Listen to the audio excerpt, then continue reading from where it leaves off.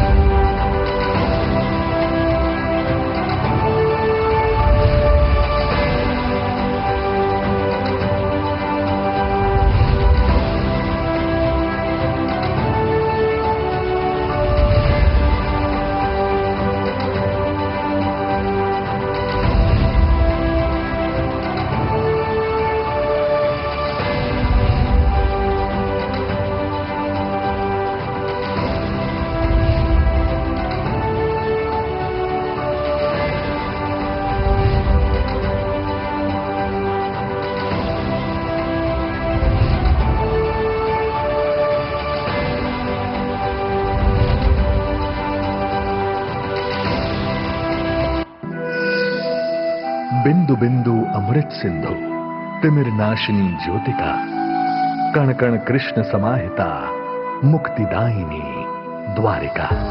गुजरात के पश्चिम में रत्नाकर सागर के तट पर बसा जिला है देवभूमि द्वारका। कंस वध के बाद भगवान श्री कृष्ण अपनी प्रजा के साथ यहीं समुद्र तट पर आकर बसे थे। अपने लोगों के लिए उन्होंने बनाई थी स्वर्ण नगरी द्वारिका। कहते हैं कि यहाँ समुद्र के बीच में स्थित बेट द्वारका द्वीप पर ही श्री कृष्ण और सुदामा जी का मिलन हुआ था। गोमती नदी के तट पर स्थित इस पवित्र भूमि पर प्राचीन एवं भव्य द्वारकाधीश मंदिर और इसके सानिध्य में कई पवित्र तीर्थ स्थल हैं।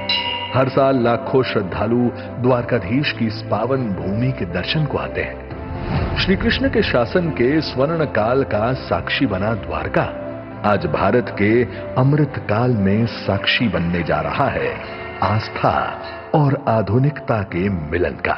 क्योंकि भारत के यशस्वी प्रधानमंत्री श्री नरेंद्र मोदी द्वारका की इस पवित्र धरा से गुजरात और देश के चरणों में देने जा रहे हैं 4000 करोड़ रुपए से अधिक के विकास प्रकल्पों की सौगात, जिसमें प्रमुख है रत्नाकर सागर में ओखा और बेट द्वारका को जोड़ता 980 करोड़ रुपयों की लागत से बना केबल स्टेड सुदर्शन सेतु।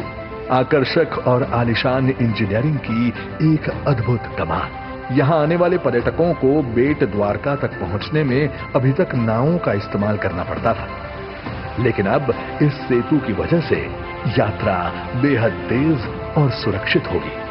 वहीं बेट द्वारका के लोगों को भी सीधी सड़क कनेक्टिविटी मिलेगी।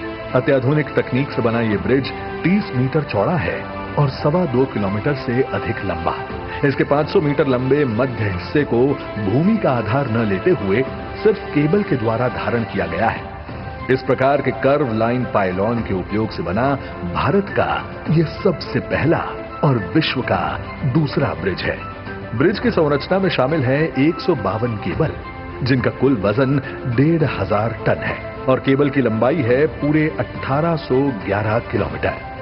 ब्रिज के दोनों ओर भगवत गीता के श्लोक और भगवान कृष्ण के प्रतीक एवं सौर पैनल और व्यूइंग गैलरी जैसे आकर्षण हैं। ये ब्रिज से पर्यटन के साथ साथ स्थानीय अर्थव्यवस्था को भी अत्यधिक बढ़ावा मिलेगा।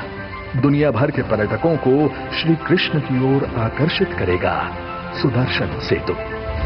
इसके साथ ही माननीय प्रधानमंत्री जी कर रहे हैं 620 करोड़ रुपए से अधिक के प्रोजेक्ट्स के अंतर्गत जामनगर के सिक्का थर्मल प्लांट में फ्लू गैस डीसल्फराइजेशन सिस्टम का भूमि पूजन और कालावड में 12.5 मेगावाट सौर पावर परियोजना का शुभारंभ। साथ ही भारत सरकार के वाडीनार में ट्विन ऑफशोर पाइपलाइन रिप्लेसमेंट जैसे प्रोजेक्ट्स नवीन प्रौद्योगिकी और पर्यावरण संरक्षण के प्रति भारत की प्रतिबद्धता के प्रतीक बनेंगे। इसी प्रकार 300 करोड़ रुपयों से अधिक की लागत से धोराजी जाम कंडोरणा कालावड मार्ग के विस्तृतीकरण और मजबूतीकरण से राजकोट, जामनगर, जूनागढ़ और पोरबंदर के औद्योगिक क्षेत्रों और बंदरगाहों के साथ साथ एग्रीकल्चर मार्केटिंग यार्ड्स तक मिलेगी सुदृढ़ कनेक्टिविटी।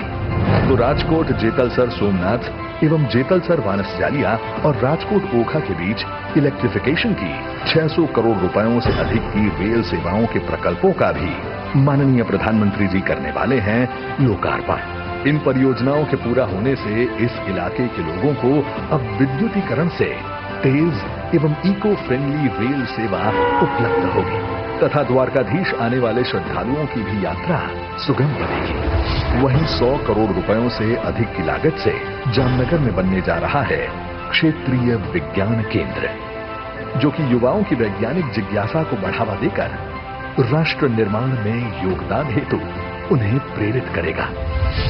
इसी प्रकार जामनगर में 100 करोड़ से अधिक रुपए की सीवेज ट्रीटमेंट प्लांट और ड्रेनेज जैसे कार्य नागरिकों के लिए ईज ऑफ लिविंग में अभिवृद्धि करेंगे। माननीय प्रधानमंत्री जी के मार्गदर्शन और माननीय मुख्यमंत्री श्री भूपेंद्र भाई पटेल के नेतृत्व में विकास के ऐसे ही प्रकल्पों से गुजरात अमृतकाल में भी बनेगा भारत का ग्रोथ इंजन। त्रेता युग में भगवान श्री राम का राम सेतु और अब अमृतकाल में भगवान श्री कृष्ण का सुदर्शन सेतु, ये बनेंगे भारत की भव्यता और वैश्विक विरासत का आधार। विकास और विरासत की मोदी जी की गारंटी के समान ये प्रकल्प विकसित भारत, विकसित गुजरात की परिकल्पना को करेंगे साकार।